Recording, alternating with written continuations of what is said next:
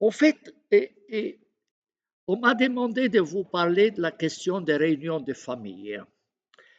Mais je me suis dit, probablement, on devrait plutôt présenter les choses autrement, puisque je reçois quotidiennement des questions relatives à la question palestinienne, à la Palestine.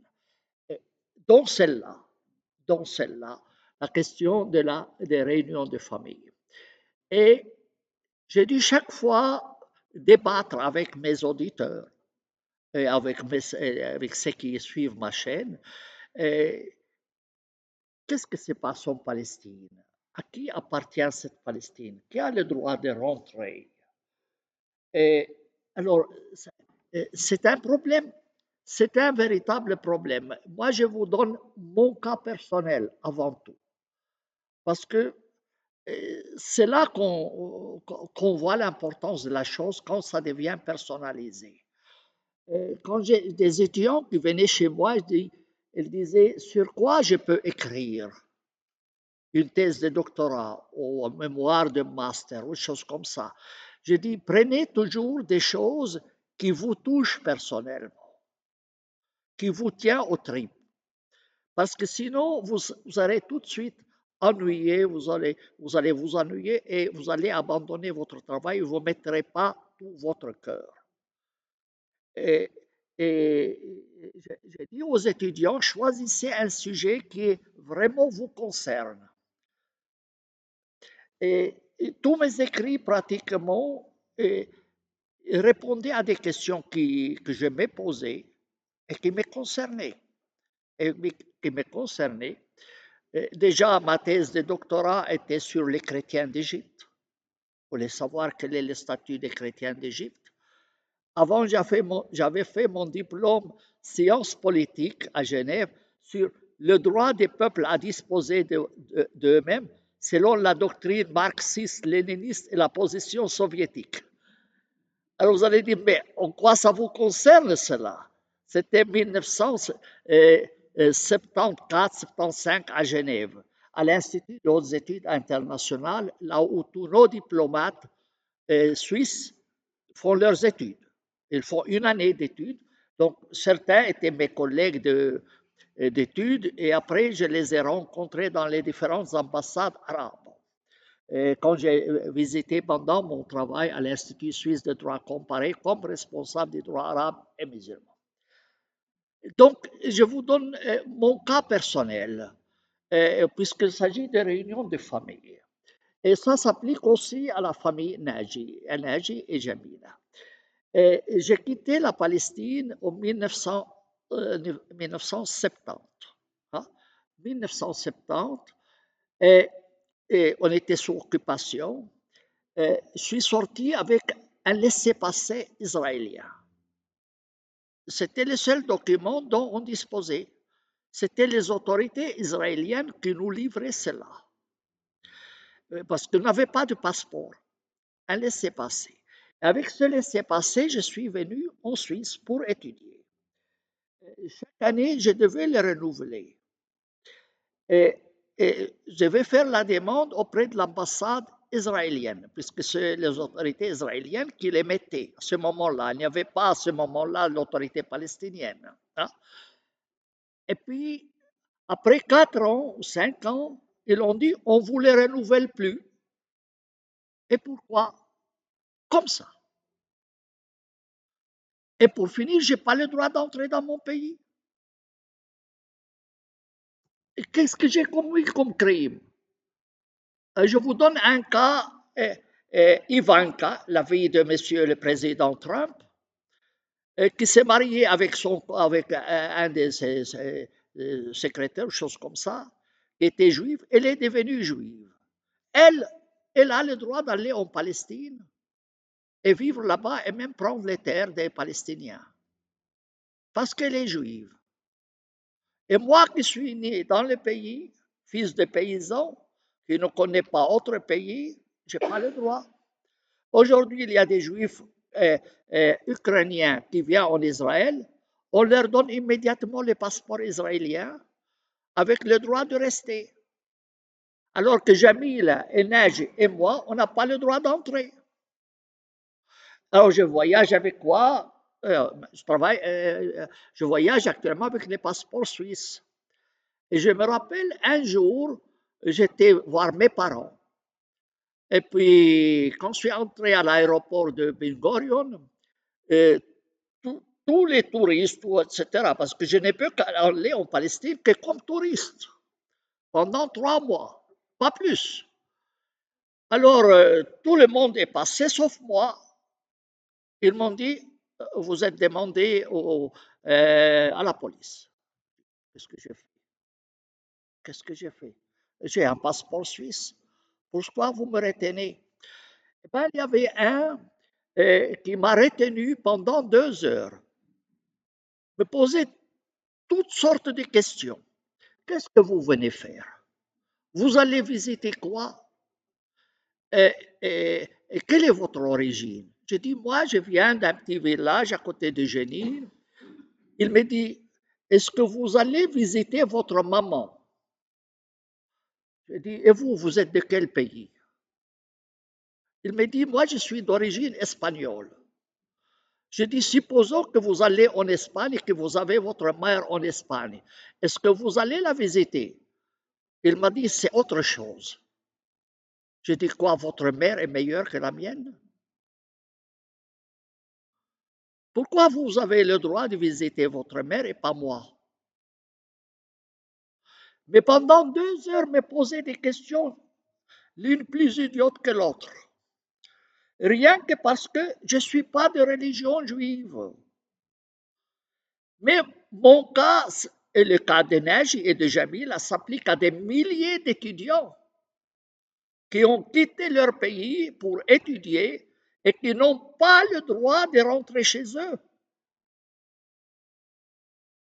Et je me rappelle, j'ai un frère curé, on est allé à Jérusalem, on dit, ah, vous êtes palestinien, vous n'avez pas le droit, vous devez faire le tour pour entrer là-bas. Et mon frère a piqué une colère terrible, il lui dit, mais vous n'êtes pas du pays, qu'est-ce que vous faites là pour nous contrôler? Vous n'avez pas le droit de nous contrôler, c'est notre pays. Et l'autre trouvait normal qu'il nous embête.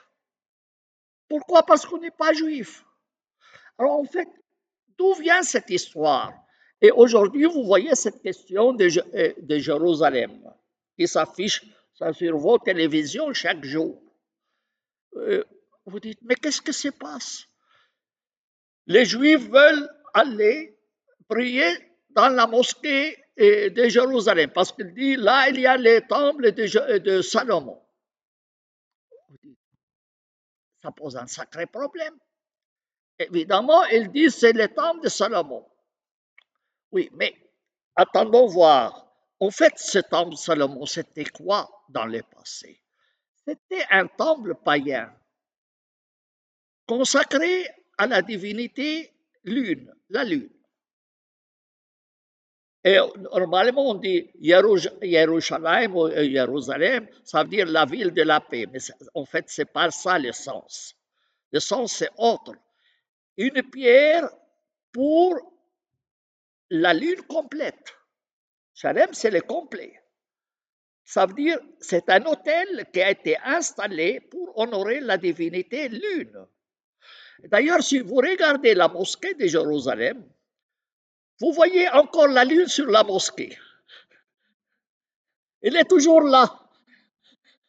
Vous voyez, donc la divinité lune s'est vengée.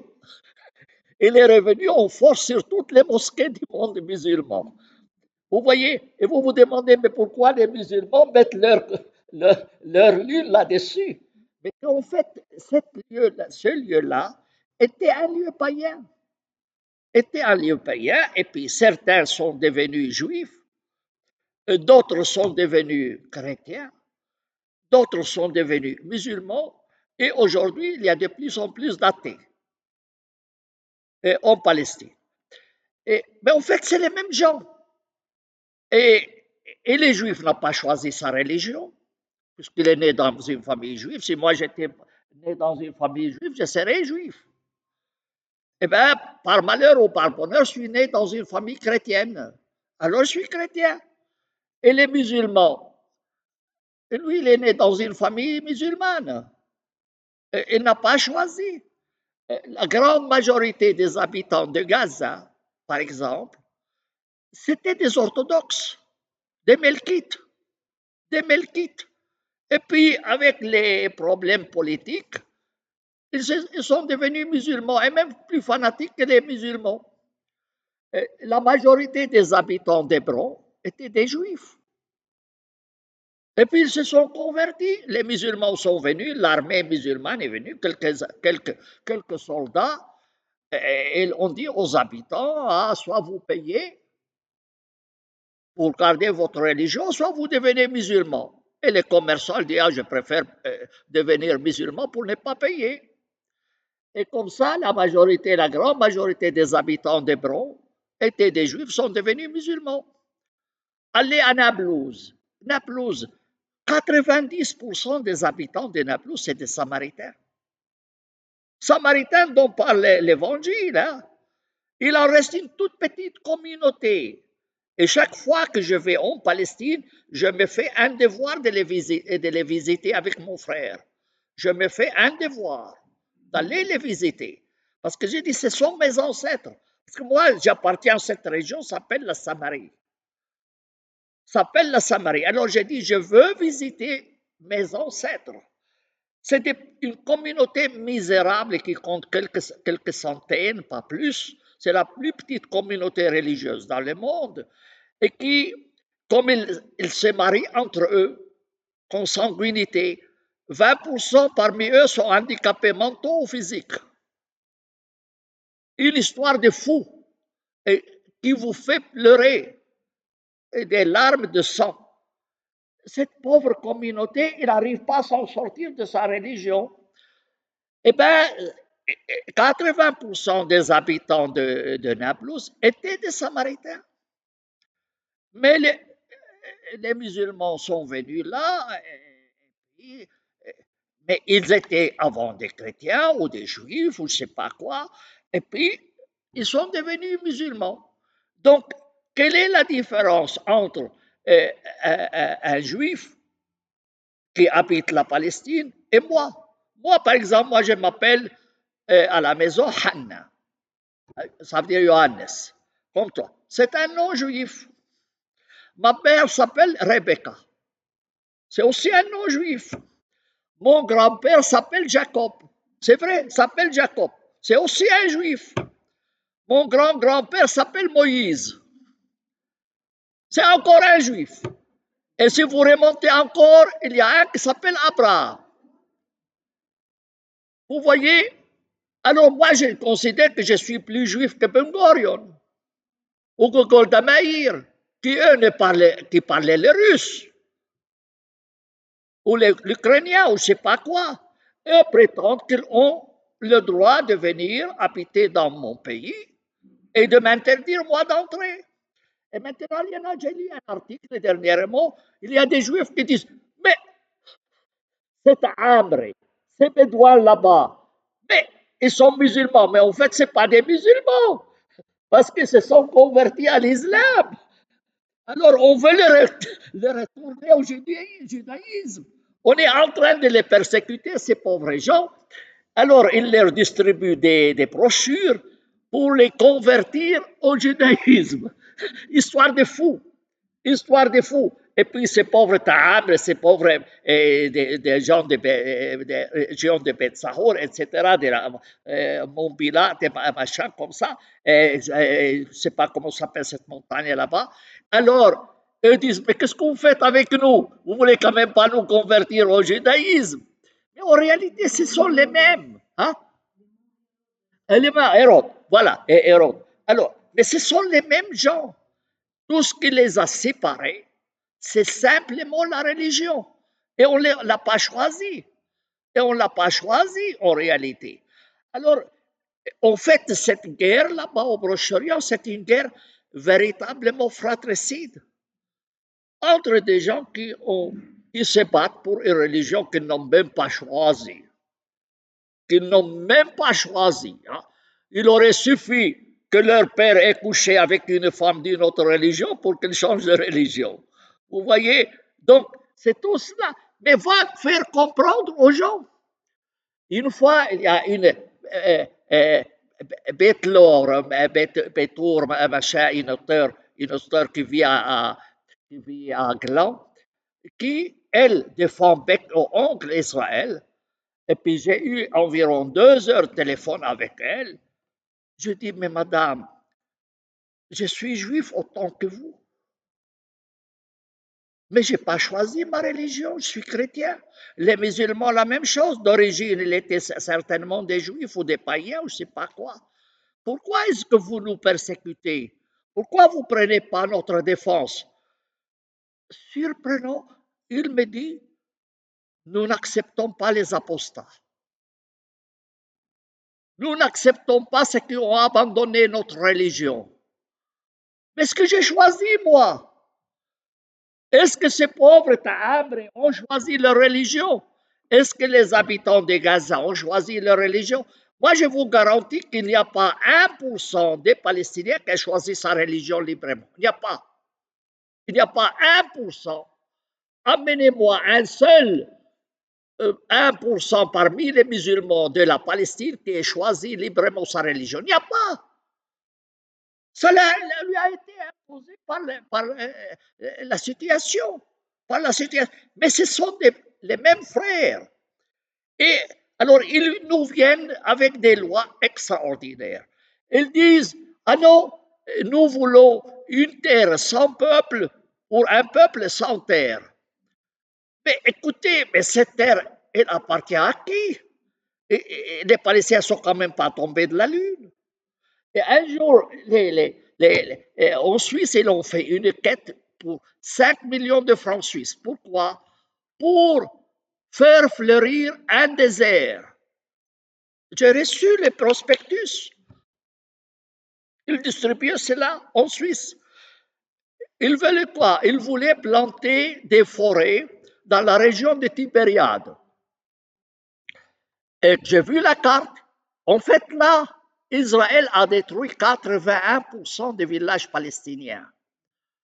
Et pour cacher leurs traces, il a planté des arbres. Et les gens ont été expulsés. 81% des Palestiniens ont été chassés.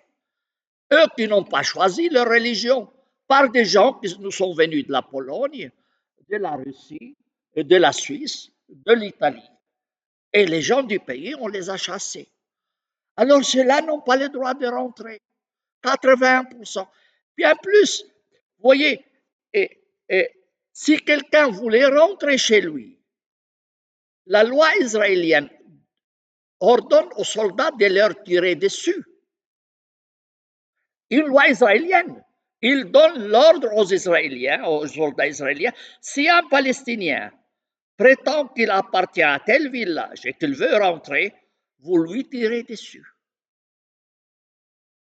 Cette loi existe encore.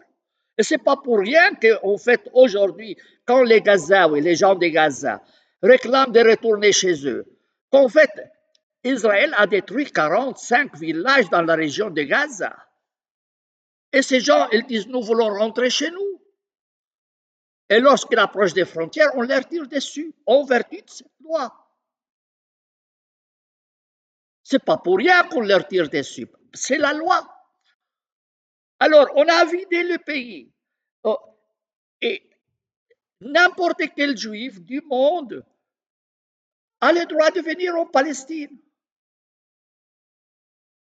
Dans mon pays, occuper ma terre, chasser mes frères et sœurs, détruire, déraciner les arbres, parce que pourquoi il est juif. Mais qui vous dit que vous êtes plus juif que moi? Qui vous dit? Mais les gens n'arrivent pas à raisonner. Alors, vous voyez la question de la réunion de famille.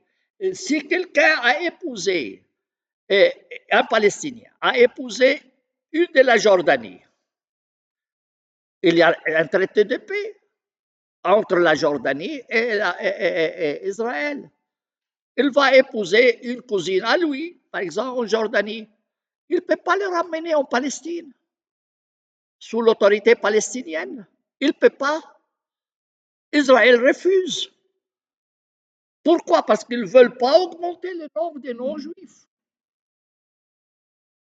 Mais alors, de quel droit tu nous amènes Ivanka de Trump venir en Palestine et autres? Et Jamila et Naji et moi, je n'ai pas combien écrit, moi. Je ne suis pas tombé de la lune. Je ne suis pas tombé de la lune. C'est mon pays. J'ai encore mon certificat de naissance avec moi. Et c'est écrit. Profession du père paysan. Nationalité palestinienne. Amenez-moi un juif quelconque qui a autant de données qu'il appartient à cette terre. Mais non, moi, je n'ai pas le droit d'entrer. Jamila n'a pas le droit d'entrer. Des milliers de Palestiniens non étudiants n'ont pas le droit d'entrer dans leur pays pour le seul crime qu'ils ne sont pas juifs. Prenez autre chose. Maintenant, un Palestinien de la Cisjordanie, il épouse une Israélienne arabe. Israël refuse que lui il rejoigne sa femme à l'intérieur d'Israël. On ne veut pas que tu augmentes le nombre des Arabes là-bas. Alors, Israël a détruit 81% des villages palestiniens. Il a chassé la population, interdiction de rentrer. Il y a beaucoup de familles qui se sont disloquées, mais ils ne peuvent pas se retrouver. Pas seulement ça, il y a même 72 villages à l'intérieur d'Israël qu'Israël ne reconnaît pas. Il ne leur donne ni eau, ni électricité, ni rien. Et il les menace continuellement de les détruire. Pourquoi? Parce qu'ils ne sont pas juifs. Ils n'ont pas le droit. Il y a des camps de réfugiés à Jénine. Leur terre est distante de 3-4 kilomètres. Ils n'ont pas le droit d'aller dans leur terre. Parce qu'ils ne sont pas juifs. Voyez la combine. Et on se dit, mais écoutez, comment on peut créer un État pareil? Comment l'Occident peut-il soutenir un État pareil? Va me l'expliquer. Explique-moi, est-ce que M. Cassis, là, le président de la Confédération, peut m'expliquer de quel droit moi je ne peux pas entrer dans mon pays alors qu'un juif genevois, il a le droit d'aller? De quel droit? De quel droit? Parce que seulement je ne suis pas juif. Alors, c'est tous les problèmes des réunions de famille. Il n'y a pas que quelques familles comme Jamila, Naji et moi. Il y a des milliers qui vivent dans des camps de réfugiés misérables au Liban, mais qui n'ont pas le droit de rentrer chez eux, dans leur terre. Et j'ai un frère qui va faire des photos des cimetières et des anciens arbres, oliviers. Ils ont mis les vaches, leurs animaux, dans les cimetières musulmans ou chrétiens, sans aucun respect. Je ne vais pas vous raconter des milliers d'histoires, mais je crois que cette situation est claire. Et on ne sait pas à qui se vouer. À quel sens se vouer? Faut-il aller demander aux Nations Unies? Écoutez, faites cela. Alors, je vais vous donner un cas particulier dont je me suis occupé. Quand j'étais jeune, je voulais devenir curé. Eh bien, il semble que je n'étais pas très, très catholique. Et ils m'ont chassé. Après 4 ans, ils m'ont chassé. Pendant ces 4 ans, des séminaristes, on allait chaque lundi de Pâques, on est dans les périodes de Pâques, prier dans un village qui s'appelle Emmaüs. Le village d'Emmaüs, c'est écrit dans la Bible. Et on allait prier dans les ruines d'une église du 2e, 3e siècle après Jésus-Christ. Et je me rappelle, de ça. En 1967, Israël occupe la région d'Emmaüs.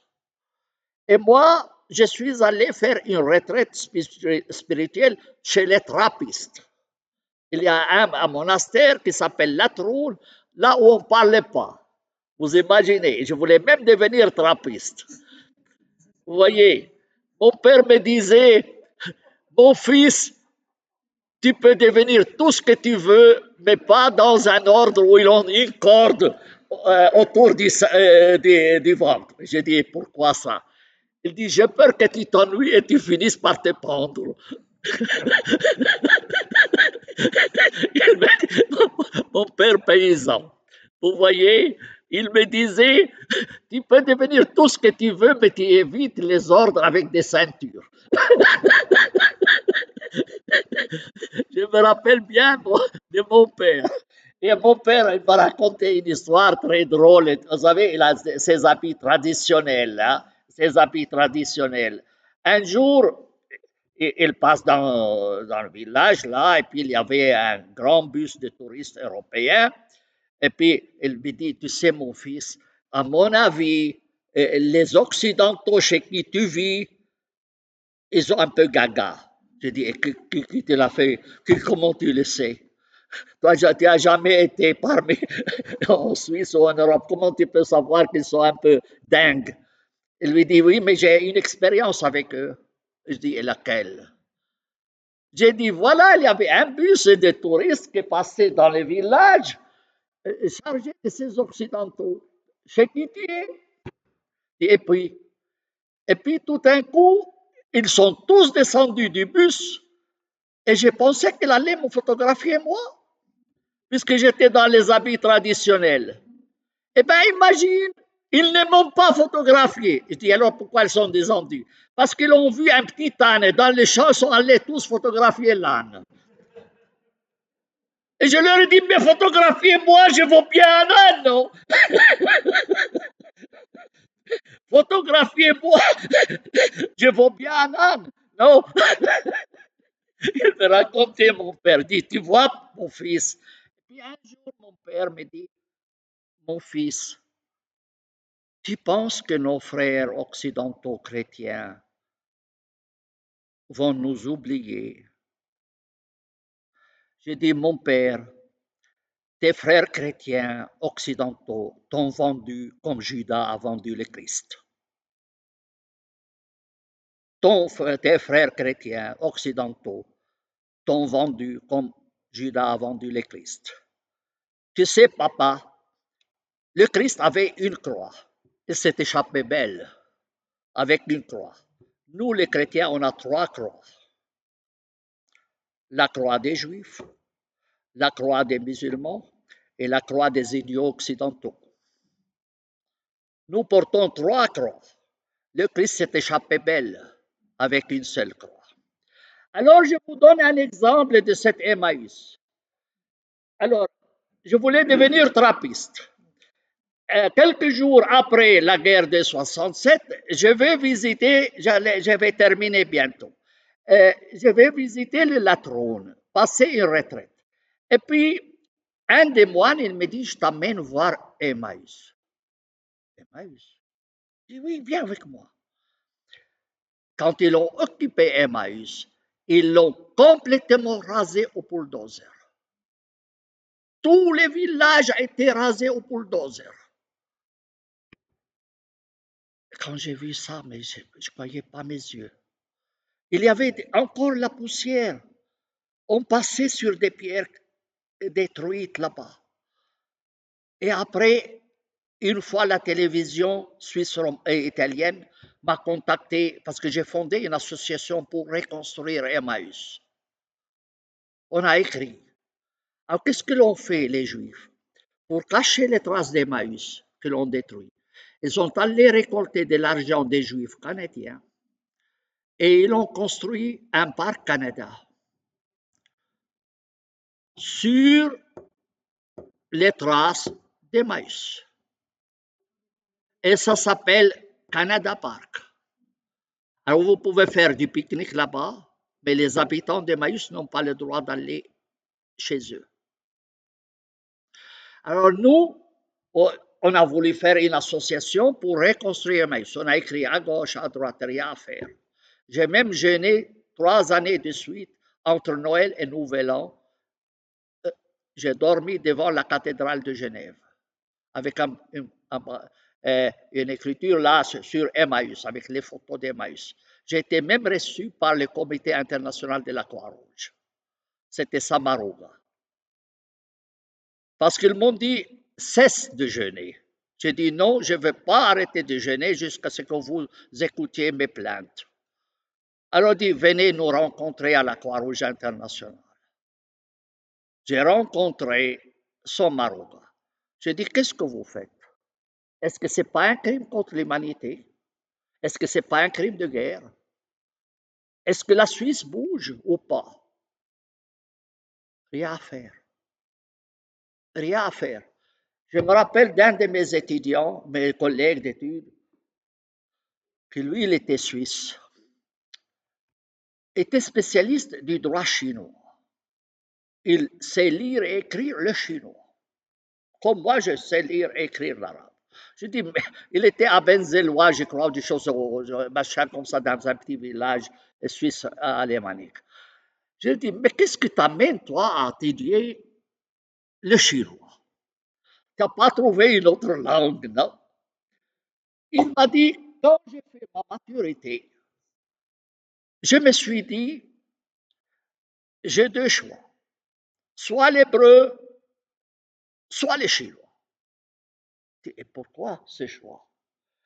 Il m'a dit, mon cher Sami, dans le monde, il y a 2 États indépendants et tous les autres, c'est des colonies.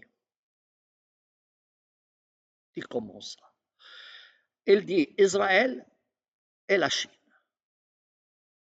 Ces 2 États peuvent tout faire, personne ne peut leur parler. Les autres pays, c'est des colonies, soit pour la Chine, soit pour Israël. Ne crois pas que la Suisse est indépendante, c'est une colonie israélienne. Effectivement, personne n'ose critiquer Israël. Si vous les critiquez, ils vous cassent la tête. J'ai de nombreux exemples que je peux vous donner pour vous prouver ce que j'ai dit, ce que ces copains-là disaient. Effectivement, quand on voit les crimes qu'ils commettent, détruire 81% des villages palestiniens. Et aujourd'hui, évidemment, ce qui se passe en Ukraine, on distribue, vous êtes criminel de guerre, vous êtes ceci et cela. Et ce qu'a fait Israël, ce n'est pas un crime de guerre, ce n'est pas un crime contre l'humanité. Pourquoi est-ce que vous ne poursuivez pas cela? On ne touche pas. La vache sacrée. La vache sacrée. Alors, quel espoir et quelle solution? Alors moi, vous savez, la guerre des Proche-Orient dure depuis 70 ans. Je leur dis, donnez-moi 7 minutes, je vous résous tous les problèmes. 7 minutes? Quel prétentieux! 7 minutes? Je dis, même moins que 7 minutes. Je dis, comment? Vous réunissez les musulmans palestiniens d'un côté et les juifs de l'autre, et vous leur dites, arrêtez vos normes discriminatoires. Vous, musulmans, vous devez supprimer la norme constitutionnelle qui dit la religion d'État, et les juifs doivent supprimer la clause Israël, État juif. Et de faire un État à la manière suisse. Un État où tout le monde peut vivre, un État citoyen avec des droits égaux. Ils m'ont dit, tu peux rêver autant que tu veux, mais ça, tu l'auras jamais.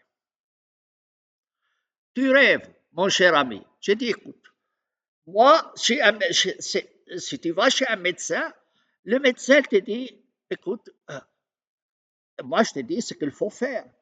Si tu veux crever, crève comme tu veux. C'est ton droit. Moi, je ne peux pas t'imposer les médicaments, mais j'ai le droit, j'ai le devoir de te conseiller comment faire. Et maintenant, si tu ne veux pas le médicament, eh bien, c'est ton affaire. Vous connaissez la petite anecdote de Wawa. Wawa, vous connaissez Wawa. Wawa était tombé malade. Et puis il a dit, je vais chez le médecin, parce qu'après tout, le médecin doit vivre. Et le médecin lui a prescrit un médicament.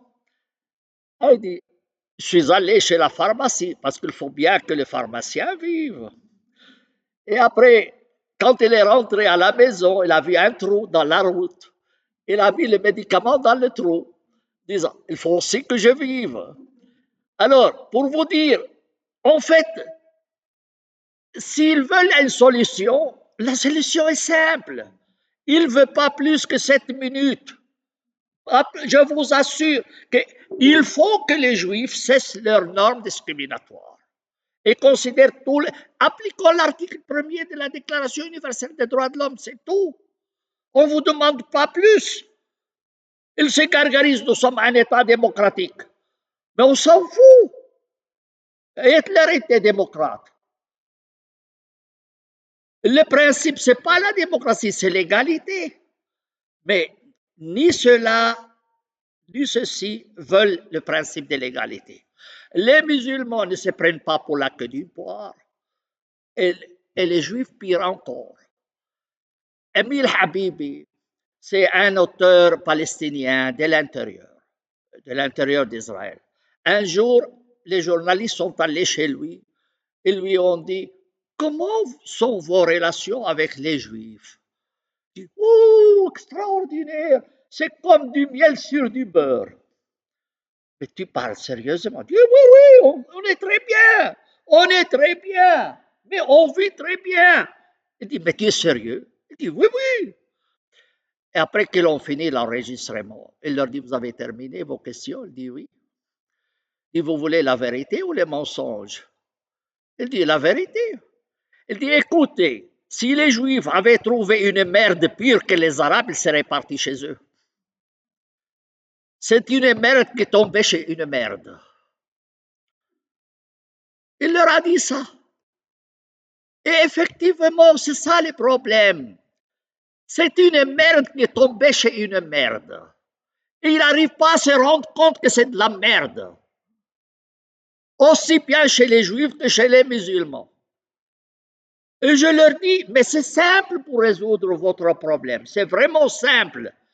Il vous suffit seulement de faire fonctionner votre cerveau et de considérer tout le monde comme vos frères et sœurs. Mais ils ne veulent pas. Ils ne veulent pas. Moi, je pourrais vous dire, prolonger cette conférence des heures et des heures et des heures. Mais j'arrête là. Si vous avez des questions, je réponds à ça. Peut-être que je n'ai pas répondu exactement à votre demande de réunion de famille, mais ça fait partie de cette question. Ce n'est pas simplement cette petite question de famille, mais c'est tout un ensemble qui sont attachés. Sans cela, vous ne comprenez pas. Et vous ne savez pas comment résoudre les problèmes. Alors voilà, moi j'ai terminé ici. J'espère que je n'ai pas choqué vos oreilles, surtout ma sœur. Mais bon, si elle rit, ça veut dire qu'elle a quand même un peu d'humour. C'est bien. Merci ma sœur, je suis désolé d'utiliser parfois des termes un peu. Je suis d'origine paysanne. Et chez nous, les paysans n'ont pas de manières. Vous voyez, chez nous, en Palestine, quand on dit qui est ton papa? Il répond, mon papa est tel si maman a dit la vérité. Vous voyez? Et c'est une expression qui est répandue chez nous, chez les paysans. Hein? C'est ça les problèmes. Et je me dis parfois, mais je termine avec ça, qu'en fait, je me dis probablement les musulmans ont été créés pour punir les juifs. Et les juifs ont été créés pour punir les musulmans. C'est une punition mutuelle que Dieu a créée pour qu'ils reviennent à la raison. Mais vont-ils revenir à la raison? Je doute fort. Mais moi, j'ai mon devoir de vous dire, voilà ce qu'est la réalité. Maintenant, moi, quelqu'un qui me dit, un ami qui avait un frère qui voulait tout le temps se suicider. Il menaçait de se suicider. Il dit, mais jette-toi, va te suicider. Il ne faut jamais empêcher quelqu'un de se suicider. S'il veut se jeter du 10e étage, c'est son droit, il ne faut pas les priver de son plaisir. Et je dis aussi aux musulmans et aux juifs de la Palestine, si vous voulez vous suicider, eh bien c'est votre droit. Ce n'est pas moi qui vais vous l'empêcher. Je crains fort que s'ils ne reviennent pas rapidement à la raison, on aura des problèmes. Et que l'unique possibilité de paix qu'on aura, c'est la paix des cimetières. Je vous remercie.